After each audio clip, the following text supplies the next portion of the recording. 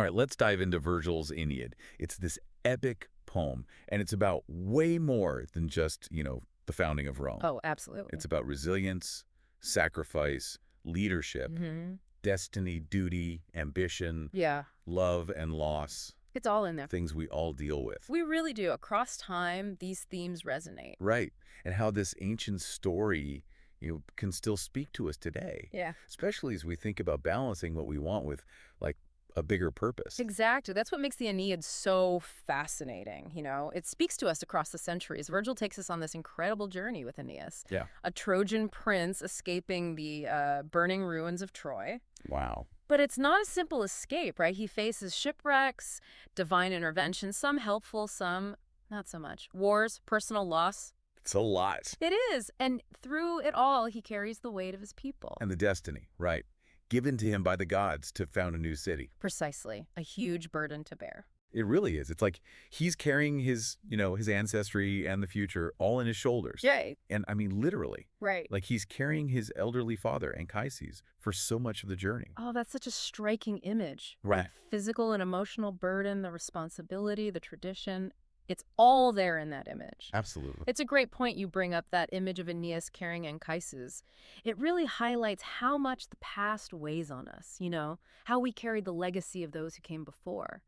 But it also shows how we can, draw strength from that legacy. Yeah. How it can guide us towards a brighter future.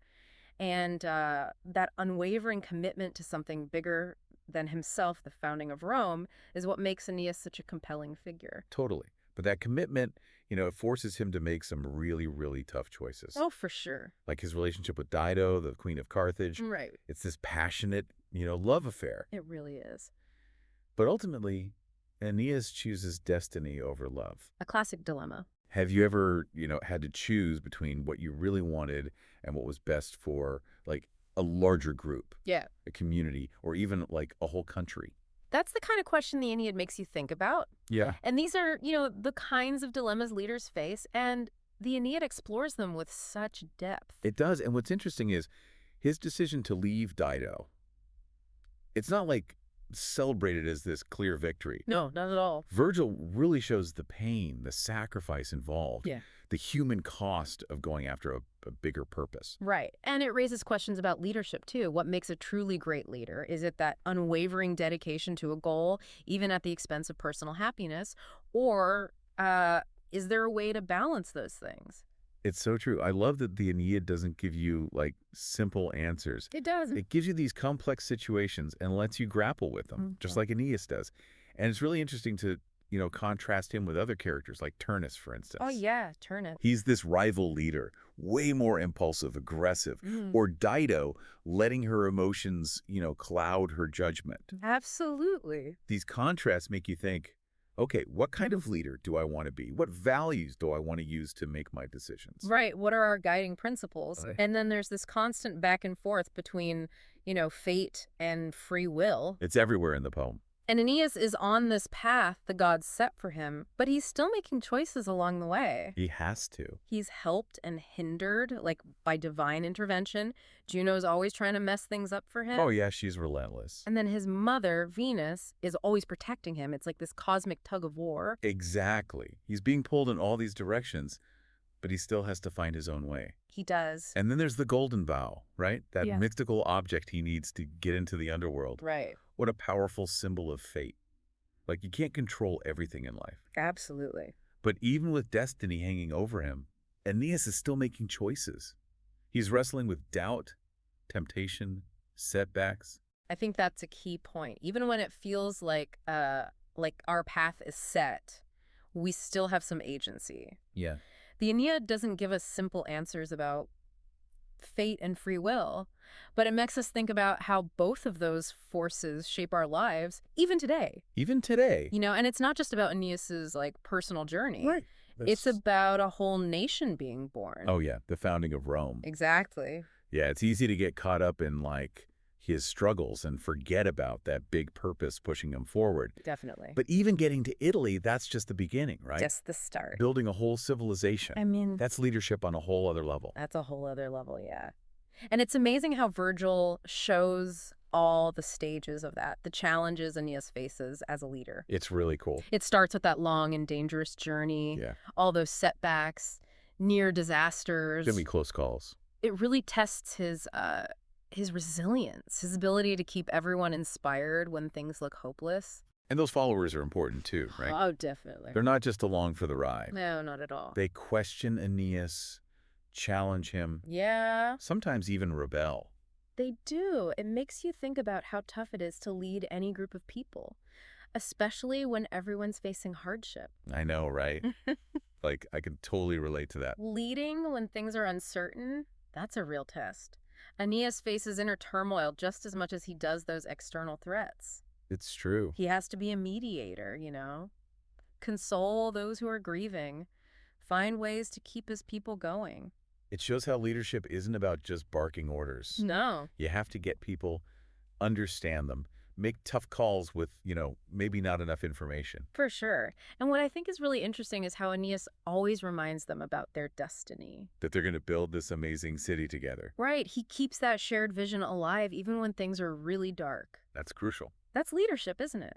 Creating a shared purpose that unites people. And he doesn't just talk about it, he shows them. He leads by example. Absolutely. Like, think about the funeral games for his father, Anchises. Oh, yeah. It could have been just a sad, mournful event. Yeah. But he makes it into this display of, Trojan strength, their unity. That's so smart. It's a way to lift their spirits, remind them what they share, how resilient they are. I love that Virgil put that in there. It's a great detail. Yeah. And it reminds us how much we need rituals, Tradition. even today, to build that sense of who we are as a group.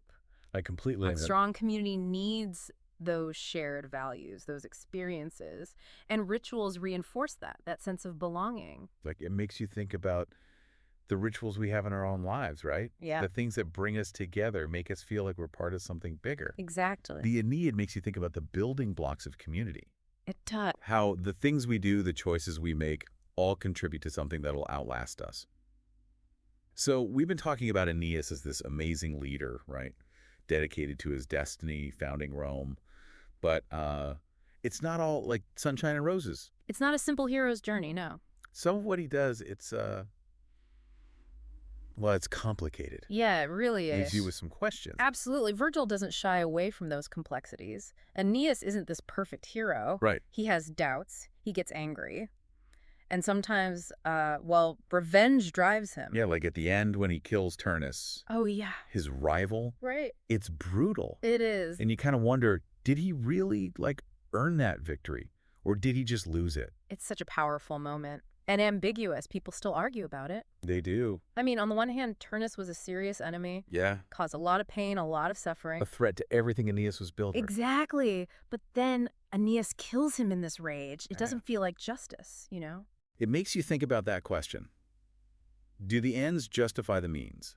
Like, can you build something good, something that lasts, Yeah. if it starts with violence and revenge? Right. Or does that darkness, poison the whole thing? That's what Virgil leaves us with, doesn't he? This question.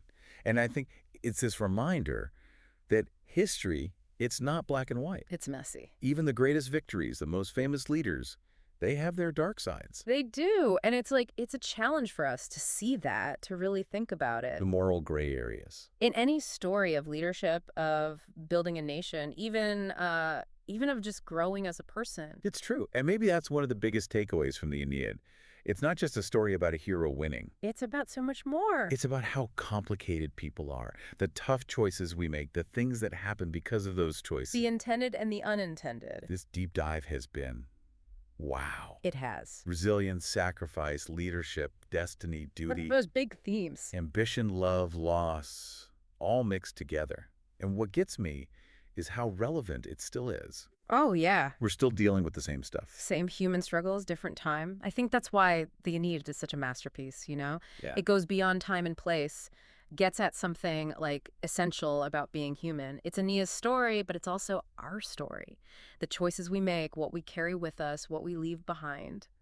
And as we wrap this up, I'm thinking, we're all founders in a way. In a way, yeah. We're always building, shaping the world around us with what we do, how we decide, the stories we tell. It's a big responsibility. It is. And the Aeneid reminds us those choices, they have consequences. What Yeah. we do ripples out, changes things, for good or bad. It does. So as you go on your own journey, building your own thing, keep the Aeneid in mind. Good advice. How are you going to face those tough times? How will you be resilient? What are you willing to give up for something bigger? And what kind of world are you going to leave behind? Yeah.